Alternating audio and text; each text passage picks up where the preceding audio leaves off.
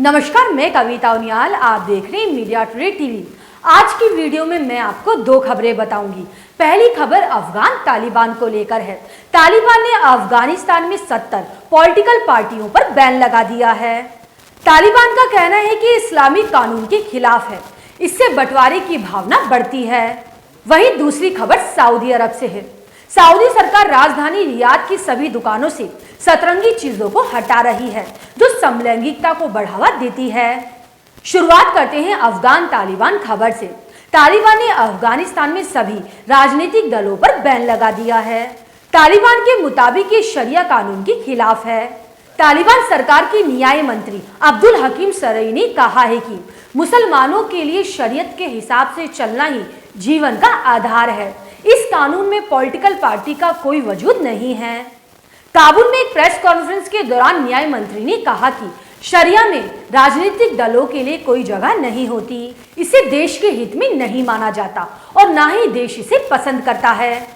तालिबान के सत्ता में आने के बाद तकरीबन 70 पार्टियों की रजिस्ट्रेशन के लिए एप्लीकेशन दी गई थी। अब उन सभी पार्टियों पर बैन लगा दिया गया है। 15 अगस्त को अफगानिस्तान में तालिबान की वापसी को 2 साल पूरे हो गए थे। तालिबान ने यह फैसला अफगानिस्तान पर सत्ता की दूसरी सालगिरह के एक दिन बाद लिया है। तालिबान के प्रवक्ता ज़बीहुल्लाह मुजाहिद ने कहा है कि हम काबुल पर जीत की दूसरी सालगिरह पर अफगानिस्तान और वहां के लोगों को बधाई देना चाहते हैं। अल्लाह की मदद से हम ये जीत हासिल कर पाए। मुजाहिद ने कहा है कि अब जब पूरे देश में सुरक्षा सुनिश्चित की जा चुकी है, हम एक लीडर के नेतृत्व में काम कर रहे हैं। देश में हर जगह इस्लामिक सिस्टम के हिसाब से काम किया जाता है और इसी के हिसाब से फैसले भी लिए जाते हैं। अफगानिस्तान लगातार दुनिया से मान्यता देने की मांग करता रहा है। तालिबान के रक्षा मंत्री मुल्ला मोहम्मद याकूब ने कहा है कि उनकी सरकार ने मान्यता प्राप्त करने के लिए सभी जरूरत की चीजों को पूरा कर लिया है। इसके बावजूद अमेरिका के दबाव में आकर दूसरे देश हमें मान्यता नहीं दे रहे हैं। हम उन देशों से मान्यता की अपील करते हैं जो अमेरिका के दबाव में नहीं हैं। हम चाहते हैं कि दुनिया के ताकतवर इस्लामिक देश हमें सरकार के तौर पर पहचाने।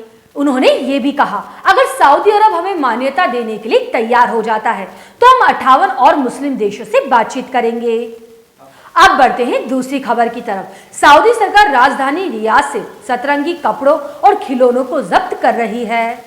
सऊदी अधिकारियों के मुताबिक सरकार अपने नागरिकों को सतरंगी चीजों से बचाने की कोशिश कर रही है, क्योंकि रियाद का मानना है कि ये रंग समलैंगिकता को बढ़ावा देता है। अधिकारी सतरंगी स्कर्ट, टोपी और पेंसिल को जब्त कर रहे हैं। सऊदी वाणिज्य के एक अधिकारी ने कहा है कि हम उन वस्तुओं की खोज कर रहे हैं जो इस्लामिक आस्था के खिलाफ है और नई नस्लों को समलैंगिकता के लिए प्रेरित कर रहे हैं। एक अन्य अधिकारी ने कहा कि इंद्रधनुष रंग की सामग्री बच्चों को जहरीला संदेश दे रही है।